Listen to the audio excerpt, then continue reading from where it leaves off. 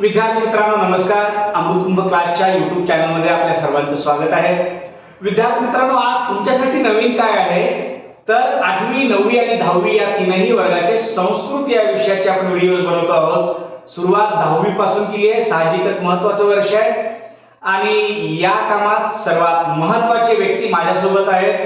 विद्यार्थिनी म्हणून भक्ती देशपांडे आहे. कारण विद्यार्थ्यांना विद्यार्थ्यांच्या अडचणी लवकर समजतात आणि तो विद्यार्थी मग जास्तीत जास्त सहजतेनं शिक्षकांकडून विचारून घेऊ शकतो. आपल्यासोबत प्रथमेश करपे सर आहेत, जे संस्कृतचे अतिशय उत्तम विद्वान व्यक्तिमत्व आहेत आणि एक्स्ट्रा शॉर्ट मध्ये क्रिकेटमध्ये जसं असतं ना एक्स्ट्रा काहीतरी माहिती सांगण्यासाठी, तसं मी तुमच्यासोबत आहे अशोक देशपांडे. नमो नमः. मी भक्ती अशोक देशपांडे तुमच्यासोबत विद्यार्थी म्हणून आजच्या या संस्कृतच्या पाठामध्ये आहे. Yes sir.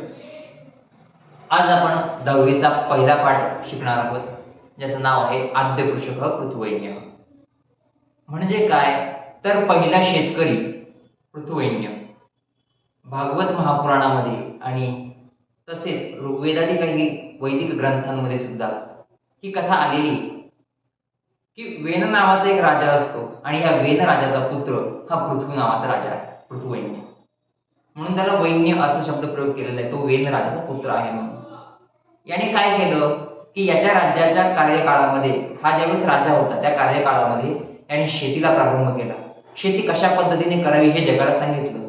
तोपर्यंत लोक जंगलामध्ये राहत होती, कंदमुळं खात होती आणि त्यावर जगत होती. लोक पशुप्रमाणे लोक जगत होती. पण ह्या राजाने नगरं वसवली, नद्यांवर धरणं बांधली, लोकांना शेती कशी करावी याविषयीची माहिती दिली. तीच आपण शिकणार आहोत या 10वीच्या पहिल्या पाठातून, ज्याचं नाव आहे आद्य कृषक पृथुवैन्य. आद्य कृषक पृथुवैन्य. ऋग्वेदात एषा कथा उद्धृता ऋचा 10:93-14. वेन भूपतेः पुत्रः वैन्यः एव पृथुवैन्यः इति नाम्ना ज्ञातः. आताच आपण पाहिलं ऋग्वेदात एषा कथा उद्धृता. ऋग्वेदापासून ही कथा घेतलेली आहे. उद्धृत म्हणजे घेतलेली आहे. ऋग्वेदातून ही कथा घेतलेली आहे आणि ऋग्वेदात ती कोणत्या क्रमांकावर आहे ते पण दिलेले आहे. 10व्या मंडलामध्ये ही कथा आलेली आहे. त्यानंतर पुढे सांगितलंय वेन भूपते हे पुत्र, वेन राजाचा पुत्र म्हणून याला वैन्य असं नाव आहे. वैन्य एव पृथुवैन्य इति नामना ज्ञातः. अशा नावाने तो ओळखला जातो. ज्ञातः म्हणजे ओळखले जाणे. सः प्रजाहितदक्षः आदर्शः सम्राटः इति स्मृतः. सह प्रजाहित दक्ष, तो प्रजाहित दक्ष तसेच आदर्श सम्राट म्हणून ओळखला गेलेला होता. भारतदेशे पृथुना एव कृषिकार्यं प्रारब्धं संशोधितं विकासं प्रति नीतं च. मगाशी सांगितल्याप्रमाणे या पृथुराजाने काय काय केलं ते इथे उल्लेख दिलेला आहे की भारत देशामध्ये पृथूनेच कृषी कार्याला प्रारंभ केला, संशोधन केलं आणि या कृषी कार्याला विकसित करण्याचं कार्य केलेलं आहे. स एव कृषिविद्यायाः जनकः इति मतः. त्यालाच कृषी विद्येचा जनक असं म्हटलेलं आहे. अत एव सः प्रथमः कृषकः. म्हणूनच तो पहिला शेतकरी ठरतो.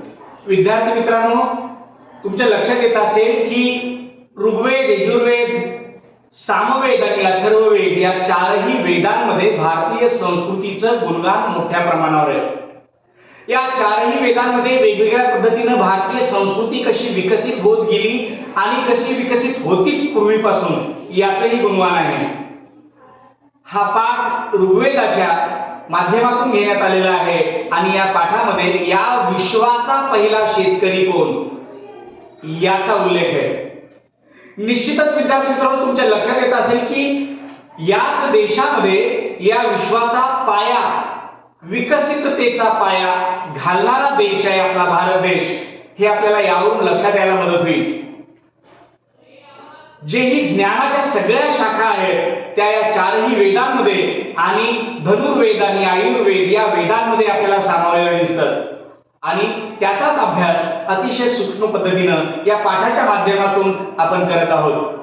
आतापर्यंत आपण जे समजून घेतलं ते म्हणजे की वेद कालखंडातल्या या राजाने शेती करण्याचं तंत्रज्ञान जगामध्ये सर्वात पहिले विकसित केलं. त्या अगोदरचा माणूस कसा राहत होता तर त्या अगोदरचा माणूस राहत होता एखाद्या जंगलात राहणाऱ्या एखाद्या पशुप्रमाणे.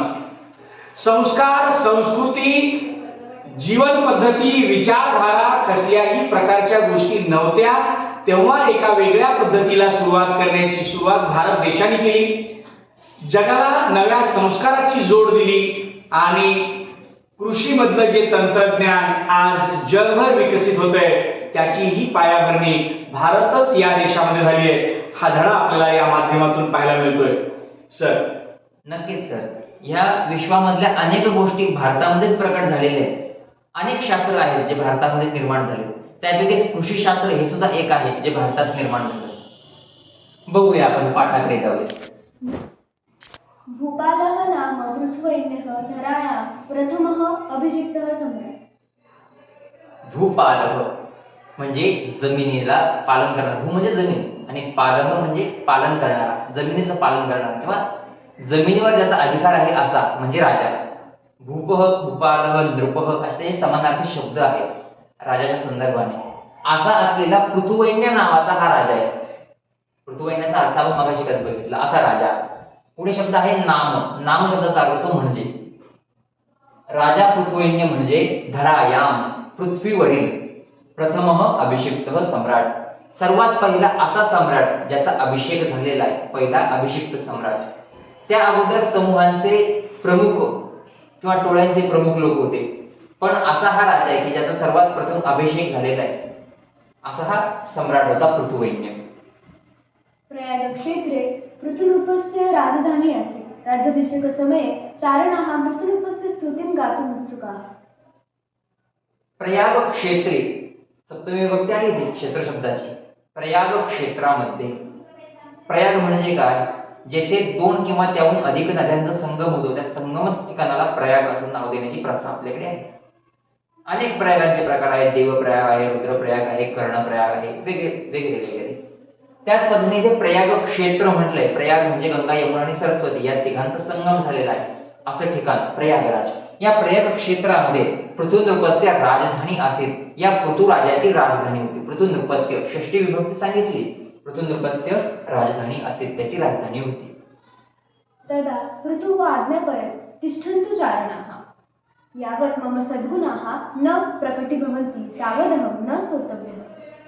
एकदा झालं काय की या पृथुराजाचं ज्यावेळेस राज्याभिषेक चालू होता, राज्याभिषेक समयी ज्या वेळेला राज्याभिषेक सुरू होता त्यावेळेला चारणाः पृथुनृपस्य स्तुतिं गातुम उत्सुकाः.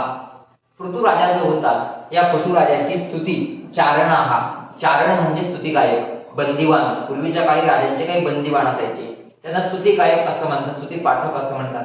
त्याला चारणाः, चारण हा शब्द आलेला आहे मराठीमध्ये, त्यालाच भाट म्हणतो आपण. असे हे भाट लोक काय करायचे तर त्या राजाची स्तुती गाण्याचं काम करायचे. आणि राज्याभिषेक समयाला तेच झालेले की चारणांनी पृथुराजाची स्तुती गायण्यास इच्छा व्यक्त केली. गातुम उत्सुकाः, गाण्याची इच्छा व्यक्त केली. तेव्हा तदा पृथु आज्ञापयत्, तेव्हा पृथुराजाने त्यांना थांबवलं. थांबा चारणांना. तिष्ठन्तु चारणाः, थांबा. तिष्ठन्तु म्हणजे थांबा. इथे आज्ञार्थी शब्द आलेला आहे, स्थातिष्ठ धातू आहे आणि त्याचं आज्ञार्थी रूप आहे तिष्ठन्तु. तिष्ठन्तु चारणाः, चारणांना थांबा किंवा बंदिवानांना थांबा. यावत मम सद्गुणाः, यावत म्हणजे जोपर्यंत, मम सद्गुणाः म्हणजे माझे सद्गुण, माझे चांगले गुण, न प्रकटी भवन्ति, इथे हायलाइट केले बघा, प्रकटी भवन्ति, प्रकट करणे या अर्थाचा हा धातू आहे प्रकटी भवन्ति.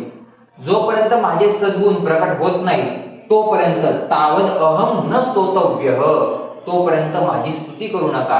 स्तोतव्यः स्तुती करणे, तावद अहम न स्तोतव्यः तोपर्यंत मी स्तुती योग्य नाही. स्तवनं तु ईश्वरस्य एव भवेत्. स्तुतिगायकाः पृथुरूपस्य एतादृशीं निःस्पृहतां ज्ञात्वा प्रसन्नाः अभवन्. स्तवनं तु ईश्वरस्य एव भवेत्.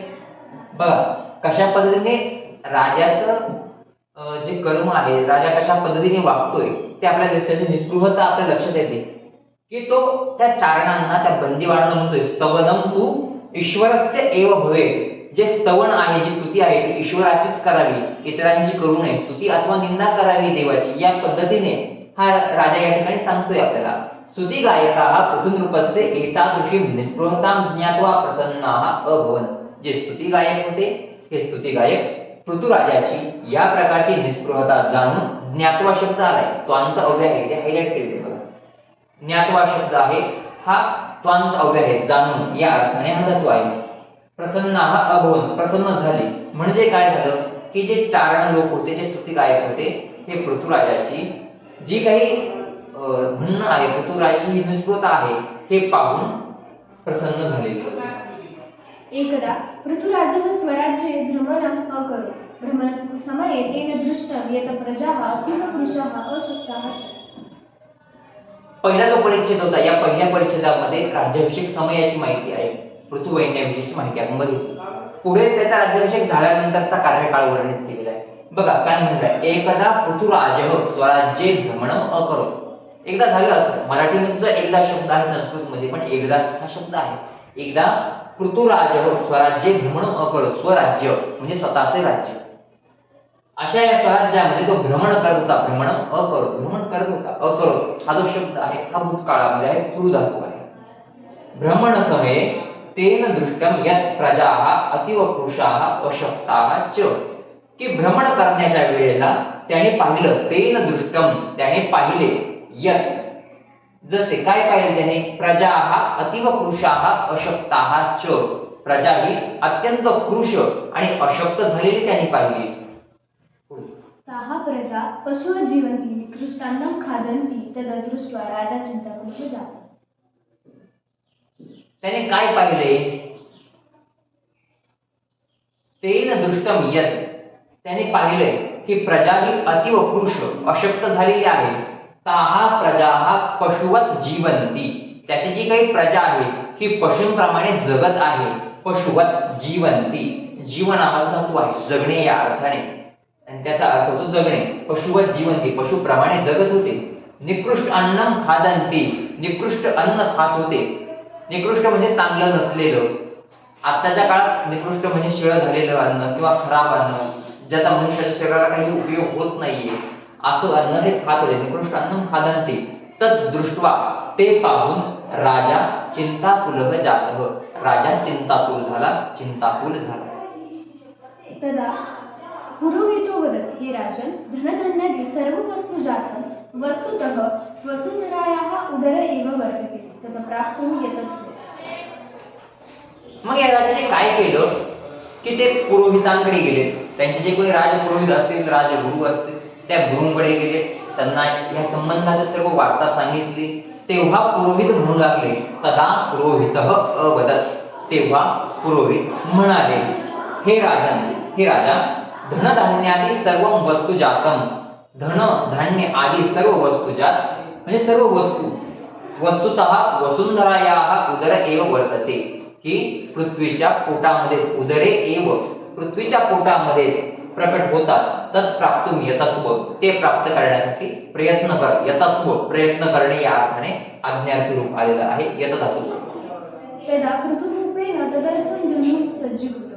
तदा भूमिः स्त्रीरूपं धृत्वा तस्य पुरतः प्रकटिता अभवत्. अवदच्च, हे राजेन्द्र, तव पिता दुःशासकेन राजन् राजधर्मस्य पालनं नाकरोत्. तदा मया चोरलुण्ठकभयात् धनधान्यपुष्पफलानि मम उदरे निहितानि. आणि या प्रकारे तदा पृथुभूपेण तदर्थम धनुः सज्जीकृतम. आता या दुसऱ्या परिच्छेदामध्ये राजा स्वराज्यामध्ये फिरलेला आहे आणि त्याने आपली प्रजा कशी आहे हे पाहिलेले.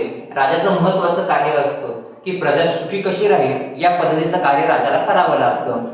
म्हणून या राजाने पुरोहितांना विचारलं की कशा पद्धतीने ही जी प्रजा आहे, पशुपत जी जगत आहे, त्यांना यातून बाहेर कसं काढता येईल, त्यांना सुखी कसं करता येईल. आणि पुरोहितांनी जो मार्ग सांगितला त्या मार्गावर आता राजा चालतोय. बघा काय म्हणलंय, तदा पृथुभूपेण तदर्थम धनुः सज्जीकृतम. तदर्थम म्हणजे त्याच्यासाठी, तत् अर्थम त्यासाठी.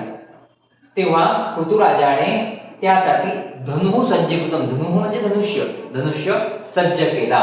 तदा भूमी ही स्त्रीरूपम धृत्वा, तेव्हा भूमी स्त्रीरूप धारण करून तस्य पुरतः त्याच्या पुढे प्रकटिता अवत प्रकट झाली. अवदत च आणि म्हणू लागली. काय म्हणाली पृथ्वी, बघा, हे राजेंद्र, हे राजांचाही इंद्र असलेला म्हणजे राजांहूनही श्रेष्ठतम असा राजा, हे राजेंद्र, तव पिता दुःशासकः, तुझे जे वडील आहेत ते दुःशासक होते, म्हणजे त्यांनी चांगल्या पद्धतीने शासन केलं नाही, चांगल्या पद्धतीने राज्य केलं नाही. वेनराजः, त्यांचं नाव काय आहे तर वेनराज त्यांचं नाव आहे. राजधर्मस्ते पालन न अकरोत, की तुझ्या वडिलांनी ज्यांनी चांगल्या पद्धतीने राज्य केलं नाही असे वेनराज जे होते यांनी राजधर्माचं पालन कधीही केलं नाही. तदा मया चोर लुंटक भयात धनधान्य पुष्पफलानी मम उदरे निहितानी, म्हणून मी जे काही धन धान्य पुष्प आणि फळं आहेत हे माझ्या पोटामध्ये सामावून घेतले. निहितानी म्हणजे सामावून घेणे, आणि तेही कशामुळे चोर लुंटक भयात, चोरांनी लुटालुटी ते नेऊ नये त्या भयामुळे मी हे सर्व जे काही आहे धनधान्य पुष्पफलानी, हे वाक्य अंडरलाईन करून ठेवा, हे महत्वाचं आहे. तदा मया चोर लुंटक भयात धनधान्य पुष्पफलानी मम उदरे निहितानी. तर त्या पृथ्वीने प्रश्न येऊ शकतो, त्या पृथ्वीनेच्या उदरामध्ये काय काय साठवलं होतं त्या वेळेला धनधान्य पुष्पफलानी हे त्या ठिकाणी महत्वाचं सांगायचं. हे 4 गोष्टी तिने आपल्या पोटामध्ये सामावून ठेवलेल्या होत्या. पुढे त्वं तु प्रजाहितदक्षः नृपः यदि त्वं प्रयत्नेन कृषिकार्यं करोषि तर्हि अहं प्रसन्ना भविष्यामि. त्वं तु प्रजाहित दक्षः नृपः, पृथ्वी सांगते पृथ्वीराजाला की हे राजन, तुझे वडील जरी दुःशासक असले तरी तू प्रजाहित दक्ष राजा आहेस, तू चांगला राजा आहेस. म्हणून यदि त्वं, जर तू प्रयत्नेन कृषी कार्य करोषी, तू जर प्रयत्नाने कृषी कार्य करशील तरीही अहम प्रसन्ना भविष्यामी, तर मी प्रसन्न होईल. भविष्यामी हे भविष्य काळातलं रूप आहे. अतः धनुः त्यज खनित्राणि हलान् उद्दालकान् लवित्राणि च हस्ते गृहीत्वा प्रजाजनैः सह कृषिकार्यं कुरु. अतः धनुः त्यज,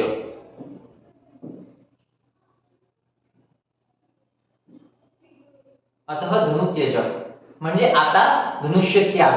त्यज हे कोणतं रूप आहे? त्यज त्याचे लौटलकर, लोटलकार आज्ञार्थाचं रूप आहे.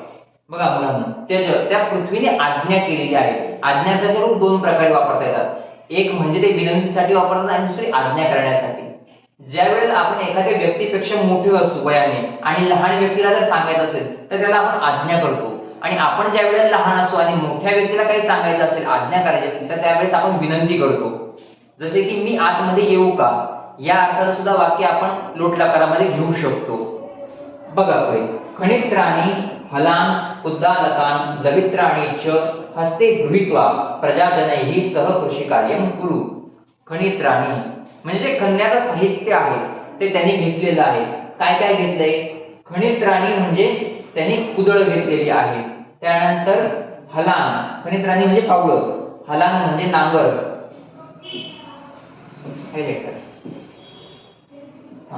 खनित्राणी म्हणजे फावडं, हलान म्हणजे नांगर, उद्दालकान म्हणजे कुदळ, आणि लवित्राणी म्हणजे विळे. हे हातामध्ये धारण करून, गृहीत्वा धारण करणे, त्वांत अव्यय आहे इथे गृह धातूचा. आणि पुढे म्हणले प्रजाजनैः सह कृषी कार्य करू, की तुझ्या प्रजेसोबत तू हे कृषी कार्य कर. भूमातुः उपदेशं मनसि निधाय पृथ्वैतेन नदीनां मार्गमवरुध्य कृषिकार्यार्थं जलस्य उपयोगम् अकरोत्. वृष्टिजलसञ्चयनं कृत्वा जलव्यवस्थापनम् अकरोत्. भूमातुः उपदेशं मनसि निधाय, जमिनीचा हा उपदेश मनामध्ये धारण करून, निधाय धारण करणे, निधाय लेवंत अव्यय आहे, धातू आहे, धारण करणे या अर्थाने निधाय. पृथ्वीने सांगितलेला उपदेश मनामध्ये धारण करून पृथुवैन्य राजाने नदीना मार्गम अवरुद्ध्य, नदीचा मार्ग अवरोधित करून, अवरुद्ध हे सुद्धा लेवंत अव्ययाचं रूप आहे, नदीचा मार्ग अवरोधित करून कृषी कार्यार्थम जलस्य उपयोगम अकरोत, कृषीसाठी पाण्याचा उपयोग केला, जलस्य उपयोगम अकरोत. वृष्टी जलसंचयम कृत्वा, जे काही पडणारं पाणी आहे, पावसाचं पाणी, वृष्टी जल म्हणजे पावसाचं पाणी, याचं संचयन केलं, आणि संचयन करून कृत्वा, इथे त्वांत अव्यय आलेलं आहे कृत्वा, आणि पुढे म्हटले जल व्यवस्थापन अकरोत, त्याने पावसाचं पाणी साचवून आणि ते साठवून जल व्यवस्थापन केलेलं होतं. या जल व्यवस्थापनाबद्दल ना एक छोटंसं सांगतो. आज आपल्याला अनेकदा असं वाटतं की पाणी अडवा पाणी जिरवा, आज जे बोललं जातं ते खूप आधुनिक आहे, नाही, ते खूप प्राचीन आहे. त्या कालखंडात पृथ्वीराजांनी केलेली ही व्यवस्था आहे. आणि विद्यार्थी मित्रांनो, पाणी हे जीवन आहे, तर त्याची व्यवस्था केलीच पाहिजे. जीवनामध्ये प्रत्येकाच्या पावसाळा येतो, पाणी भरभरून धो धो येतं. हिवाळा पण येतो, ज्या कालखंडात पाणी निघून जात नाही, पण पाणी मिळत पण नाही. प्रत्येकाच्या जीवनात उन्हाळा पक्का येतो, ज्या कालखंडात त्या पाण्याची खूप गरज असते. मग हे नियोजन पैशाच्या बाबतीत असो, सामर्थ्याच्या बाबतीत असो, आणखी कोणत्याही बाबतीत असो, आपलं हे नियोजन खूप जबरदस्त केलं पाहिजे. आणि याची जी मॅनेजमेंट आहे, ती सर्वश्रेष्ठ मॅनेजमेंट आपल्याला मिळाली आहे, भारत देशाला मिळाली आहे, भारताच्याच पहिल्या कृषक पृथ्वीराजाकडून. Yes sir. भूमिमुर्वर्तमां कर्तुं प्रायतत तदनन्तरं तस्मिन् क्षेत्रे जनाः धान्यबीजानि अवपन् स नैकेभ्यः वृक्षेभ्यः विविधप्रकाराणां बीजानां संकलनं चयनं च परिश्रमेण. भूमीम उर्वरतां कर्तुम प्रायतत. त्याने शेतीला नांगरण्याला सुरुवात केली. नांगराचा वापर करून त्याने शेती नांगरायला सुरुवात केलेली आहे.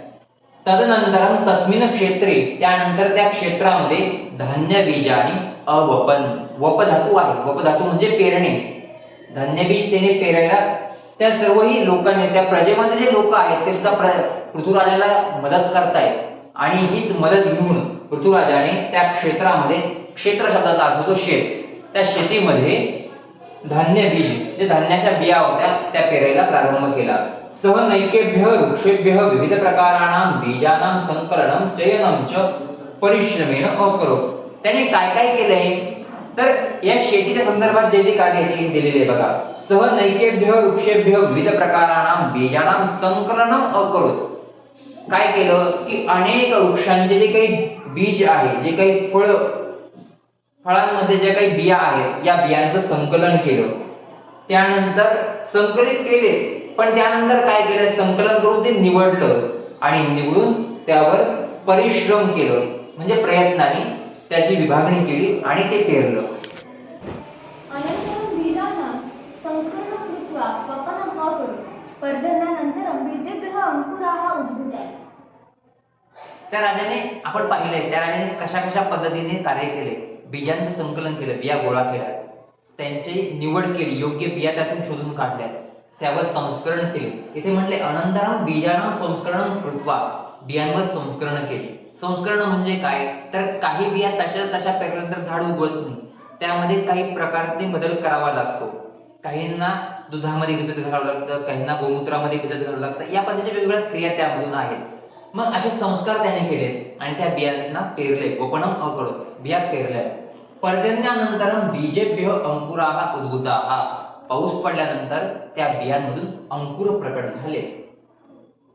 धान्यलाभेन सर्वै प्रजाजनाः सन्तुष्टाः च अभवन्. एषः कल्याणकारी नृपः पृथिव्यां प्रशासने अग्रणी जनसेवाव्रती च अभवत्. धान्य लाभेन, ते जे पाऊस पडला, पावसानंतर त्या धान्यातून अंकुर फुटले, त्यापासून धान्य निर्माण झालं. आणि या धान्याच्या लाभाने, धान्य लाभेन, धान्य मिळाल्याने सर्वे प्रजाजनाः संतुष्टाः अभवन्.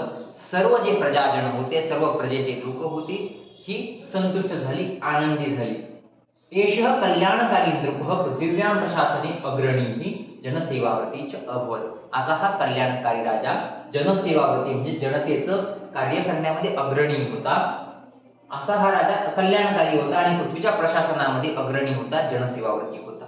असा हा आपला पाठ या ठिकाणी पूर्ण होईल. विद्यार्थी मित्रांनो, या एकाच व्यक्तीबद्दल, पृथ्वीराजाबद्दल जर आपण सांगायचं ठरवलं तर संपूर्ण पुस्तक आपल्याला 10वीच्या विद्यार्थ्यांसाठी तेच द्यावं लागेल. त्याचं कारण आहे, पृथ्वीराजाचं जनसेवा किती मोठी आहे. संरक्षण व्यवस्था, आपल्या प्रजेचं पुत्रवत जर संरक्षण करायचं असेल तर राजाचं संरक्षण व्यवस्था उत्तम राहिली पाहिजे, यासाठी पण त्यांनी कार्य केलंय. याचा अर्थ जगाला संरक्षण व्यवस्था एखाद्या देशाची कशी असावी हे देणारा पहिला राजा ही तोच आहे. जनव्यवस्थापन, पाण्याचं नियोजन कसं असावं या प्रकारचं ज्ञान देणारा पण तो जगातला पहिला सर्वश्रेष्ठ व्यक्ती आहे. कृषी संशोधनम या संबंधीचा पाठ आपण आज पाहिलाच आहे.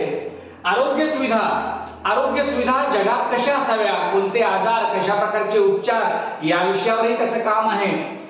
पशुनाम कृते, पशूंचं संरक्षण कसं करावं, त्यांच्याबद्दलची आरोग्य व्यवस्था कशी करावी, त्यांचा सांभाळ कसा करावा, या संबंधीचं पण श्रेष्ठपण आहे. अन्न दुग्धादिना व्यवस्था, अन्न आणि दुग्ध व्यवस्था, आपण जे म्हणतो ना हरित क्रांती, श्वेत क्रांती, त्या संबंधीचा पण जनक आपल्याला लक्षात येईल की आपला मूळ जो आहे तो पृथ्वीराजा आहे. नगर व्यवस्थापनम, आपण खूप नंतर हडप्पा मोहेंजोदडो संस्कृतीतल्या नगररचनेचा अभ्यास करतो आणि ती खूप जुनी नाहीये, 5,000 वर्षापूर्वीची आहे. त्या व्यवस्थेचं पण आपण कौतुक करतो. त्याही अगोदर पृथ्वीराजांनी नगर व्यवस्थापनम या विषयावर खूप छान काम केलंय. शिक्षण व्यवस्था आजही आपल्याला वाटते की विदेशात चांगली आहे, पण या शिक्षण व्यवस्थेचा जनक सुद्धा पृथ्वीराजा आहे. तर आपल्या सर्वांना एक लक्षात येईल की या सगळ्या त्याच्या महान कार्यामुळं आपल्याला हे पृथ्वी हे नाव जे मिळालेलं आहे ना, या धरतीला, धरित्रीला, धरेला, काळी आई असे वेगवेगळे नाव आहेत. त्याच्यातलं पृथ्वी नाव जे आहे पृथ्वीराजाच्या सर्वश्रेष्ठ कामगिरीचं, योगदानाची आठवण म्हणून ठेवण्यात आलेलं आहे. विद्यार्थी मित्रांनो, आता धडा इथे संपलेला आहे. आपण आता प्रश्नोत्तराकडे जाऊया.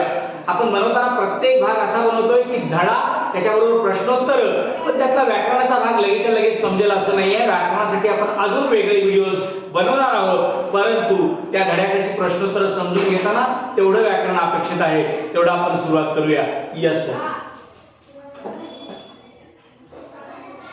भाषाभ्यासः प्रथमः प्रश्नः पूर्णवाक्येन उत्तरं लिखत. चारणाः किमर्थम् उत्सुकाः? चारणाः. बघा उत्तर कोणत्या ठिकाणी आहे ते मी तुम्हाला सांगतो. चारणाः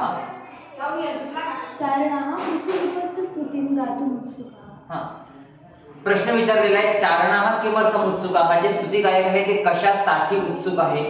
तर चारणाः पृथ्वीरूपस्य स्तुतिं, पृथ्वीराजाची स्तुती गाण्यासाठी उत्सुक आहे. पुढचा प्रश्न, भ्रमणसमये पृथ्वीराजेन किं दृष्टं? भ्रमण करत असताना पृथ्वीराजाने नेमकं काय काय बघितलंय? भ्रमणसमये तेन दृष्टं यत् प्रजाः अतीव कृशाः अशक्ताः च. भ्रमण करताना पृथ्वीराजाने त्याची प्रजा अतीव कृश आणि अशक्त झालेली आहे हे बघितले. पुढील प्रश्न,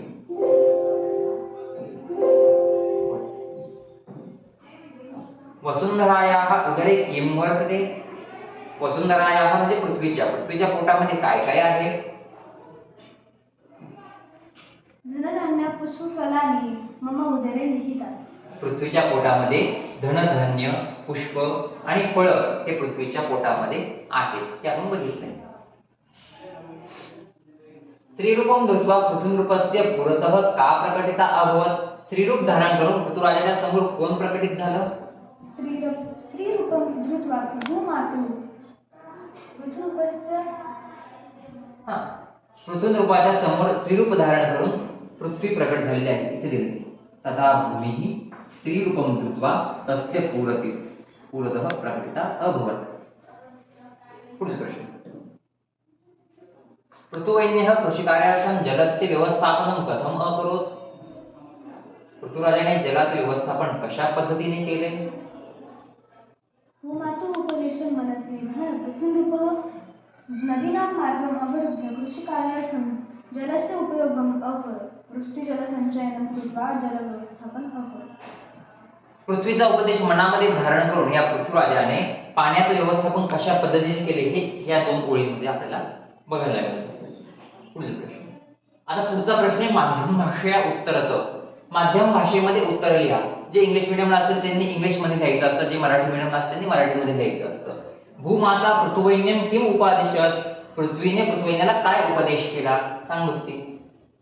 भूमातेने पृथ्वीवैन्याला असा उपदेश केला की तुझे पुत्र, तुझा जो काही तुझे जे काही वडील होते ते तुझे वडील हे दुष्राजकर्ते होते. त्यामुळे त्यांच्या भीतीमुळे, चोर लुंठ त्यांच्या भीतीमुळे मी माझ्या पोटामध्ये धान्य पुष्प फळे ह्या गोष्टी सगळ्या लपवून ठेवलेल्या आहेत. त्यामुळे आता तू राज्य करतोस आणि तू खूप चांगला राजा आहेस, तर तू हे सगळं नीट करशील अशी मला अपेक्षा आहे. त्यामुळे तू प्रजाजनांसोबत शेतीचं कार्य कर आणि प्रजाजनांना संतुष्ट कर. पुढील प्रश्न. धरित्र्याः उपदेशं मनसि निधाय पृथुवैन्यः किं किं अकरोत्. धरतीचा उपदेश मनामध्ये धारण करून पृथुवैन्याने काय काय केलं? धरित्रीचा उपदेश मनामध्ये ठेवून पृथ्वीराजाने जलाचे व्यवस्थापन केले, नदींचा मार्ग अडवला आणि त्यामुळे निश्चितच शेतीला पाणी गेलं आणि शेतीला पाणी मिळाल्यामुळे शेतीचे जे काही बीज आहे ते चांगल्या प्रकारे उगवलं आणि सगळे जे काही प्रजाजन आहेत ते आनंदी झाले. त्यानंतर पुढील प्रश्न आहे जाल रेखाचित्रम पूरयत. या ठिकाणी तुम्हाला परीक्षेमध्ये एक जाल रेखाचित्र येतं, म्हणजे अशा पद्धतीचे चित्र येतात आणि ते पूर्ण करायचे असतात. बघा, कृषी साधनानी आणि ते 4 नाव अपेक्षित आहेत. ते धड्यामध्ये 4 नाव आहेत का बघूया आपण. कृषी साधनानी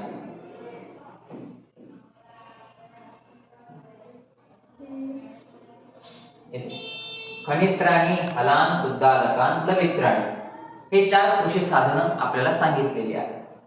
पुढे पृथुराजस्य प्रजाः. पृथुराजाची प्रजा कशी होती? एक शब्द दिलेले आहे कृशाः. त्या पुढचे आपल्याला बघायचे. कृशाः अशक्ताः पशुवज्जीवन्ति निकृष्टान्नं खादन्ति. हे 4 त्या ठिकाणी लिहायचे. म्हणजे काय? पहिले कृशाः येईल, त्यानंतर अशक्ताः, पशुवज्जीवन्ति आणि निकृष्टान्नं खादन्ति ही 4 वाक्य त्या ठिकाणी येतील. पुढे आहे भूम्याः उदरे निहितानि. पृथ्वीच्या पोटामध्ये काय काय आहे? मगाशी तुम्हाला सांगितलं की अंडरलाईन करून ठेवा. तेच वाक्य इथे आहे. धन धान्य पुष्प फलानि मम उदरे निहितानि. धन, धान्य, पुष्प आणि फळे हे पृथ्वीच्या पोटामध्ये आहेत. पाठ्यांशम पठित्वा प्रवाहित जालम पूरयत. आता हा प्रवाहित जाल आहे, हे संपूर्ण एक वाक्य असतं, ते तुम्हाला पूर्ण करायचं असतं. पृथुवैन्यः बीजानां. पृथुराजाने बियांचं काय काय केलं हे 4 वाक्यात इथे लिहायचे आपल्याला. कशा पद्धतीने ते कार्य केले ते बघा. इथे विविध प्रकाराणां बीजानां संकलनम. सर्वात पहिले त्याने संकलन केलं त्या बियांचं. त्यानंतर पुढे चयन केलं. आधी संकलन केलं, त्यानंतर चयन केलं, पुढे संस्करण केलं आणि त्यानंतर वपन केलं, म्हणजे त्या बिया पेरल्या. या पद्धतीचे या 4 क्रिया पृथुराजाने केलेल्या आहेत.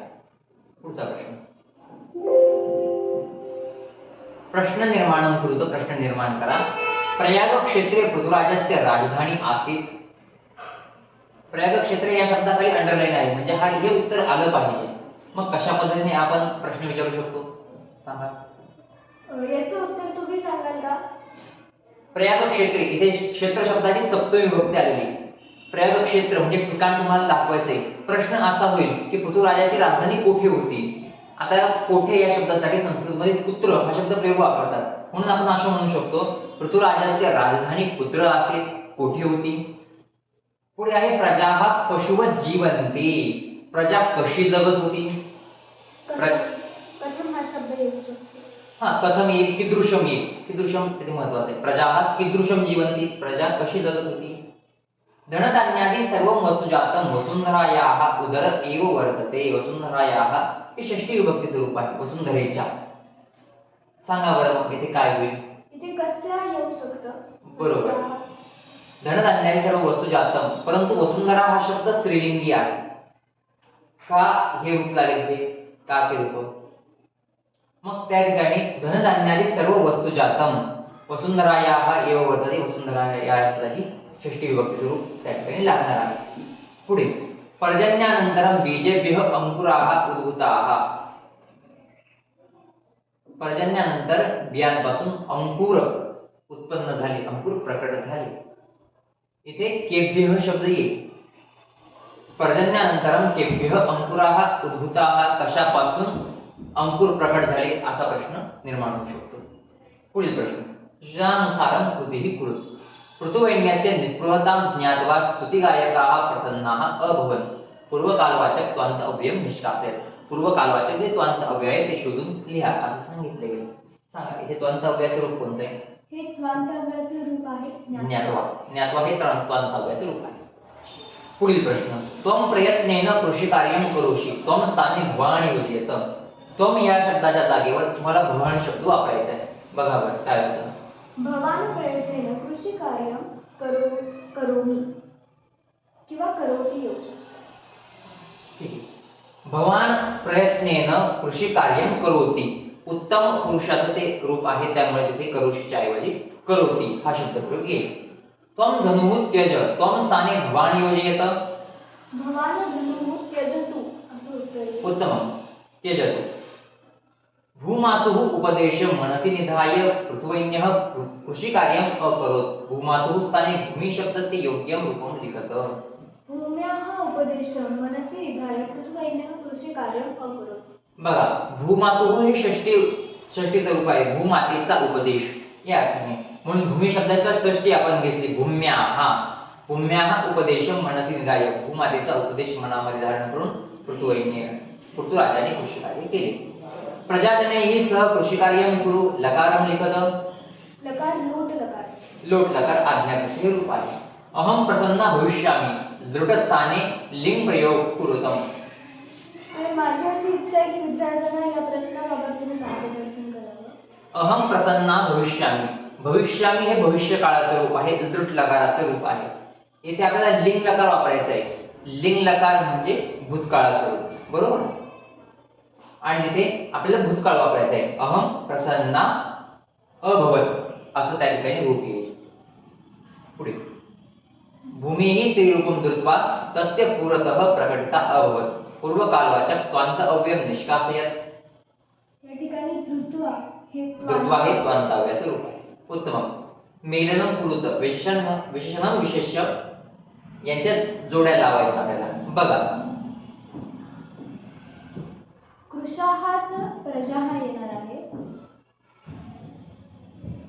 उर्वरा आनंदिताच प्रजाजनः. दुश्शासकः वेनः. प्रजाहितदक्षः पृथुः. आणि उर्वराचं भूमी. उर्वराचं भूमी. उत्तमं. तदनंतर समानार्थक शब्दं लिखत. वृक्षः. वृक्षः पादपः. पादप पायाने पाणी पिणारा, मुळांद्वारे पाणी पिणारा. अजून काय असते? तरुः येईल, पादपः येईल. त्यानंतर पुढे आहे भूमी. ही धरित्रीही येऊ शकतं. धरित्री ही येऊ शकतं, वसुंधरा येऊ शकतं, पृथ्वी येऊ पृथ्वी शकतं. येऊ शकतं. त्यानंतर राजा. नृपः येऊ शकतं. नृपः, भूपः, भूपालः. त्यानंतर धनुः. गाईही येऊ शकतं याचं उत्तर. उत्तम. त्यानंतर नदी. सरित. सरी. उत्तम. विरुद्धार्थक शब्दं लिखत. विरुद्धार्थी शब्द लिहा. स्तुतिः. निंदा. सद्गुणाः. दुर्गुणाः. प्रसन्नाः. प्रसन्नाहाचं अप्रसन्नाहा येऊ शकतं. खिन्नाः. खिन्नाहा येऊ शकतं. अशक्ताः. शक्ताः. पुरतः. पृष्ठतः. कृशाः. अकृशाः. स्थूलाः. कृशः म्हणजे बारीक आणि स्थूल म्हणजे जाड. स्थूलाः. कः कं वदति. कोण कोणास म्हणाले. तिष्ठन्तु चारणाः. पृथुनृपः चारणाः वदति. पृथुनृपः चारणान् अवदत्. पृथुराजा चारणांना म्हणाला. हे बहुवचन आहे. चारण हे बहुवचन आहे आणि काय, त्यामुळे चारणान हे शब्दप्रयोग येईल. तत् प्राप्तुं यतस्व. तत् प्राप्तुं यतस्व. एतद् वाक्य पुरोहित राजा पृथुनृपस्य वदति. तिथे कह कम वदति आहे. पहिला शब्द हा प्रथमा विभक्तीत पाहिजे आणि दुसरा द्वितीय विभक्तीत पाहिजे. पुरोहितः राजानम् अवदत् किंवा पुरोहितः पृथुवैन्यम् अवदत्. तदनंतर तव पिता दुःशासकः. माता धरित्र्याः पृथुवैन्यं वदति. उत्तमम्. अतः धनुः त्यज. माता धरित्र्याः पृथुनृपं वदति. उत्तमम्. संधि विग्रहं कुरुत. संधि विग्रह करा. उदर एव. उदरे एव. उदरे एव. उत्तमम्. पशुवत् जीवन्ति. पशवः अधिक जीवन्ति. अशक्ता च. अशक्ताः अधिक च. पुरोहितो वदत्. पुरोहितः अधिक अवदत्. उत्तमम्. अमरकोशात शब्दं प्रयुज्य वाक्यं पुनर्लिखत. आता हे अमरकोश जे आहे त्या अमरकोशातून शब्द निवडून वाक्य लिहायचं असतं. अमरकोश हे समानार्थी शब्दांचा एक कोश आहे. त्यामधून वाक्य निवडून त्यामधून शब्द निघून हे लिहायचं असतं. बघा, भूमी ही स्त्रीरूपम धृत्वा प्रकटिता. धरित्र्याः स्त्रीरूपं धृत्वा प्रकटिता. धरित्री स्त्रीरूपं धृत्वा प्रकटिता. भूपालः पृथुवैन्यः नामधरायाः प्रथमः अभिषिक्तः सम्राट. नृपः पृथुवैन्यः नाम धरायाः प्रथमः अभिषिक्तः. उत्तम. खूप छान प्रकारे आपण प्रश्नोत्तर येथे सादर केले आणि आपला हा पहिला पाठ या ठिकाणी पूर्ण होतो.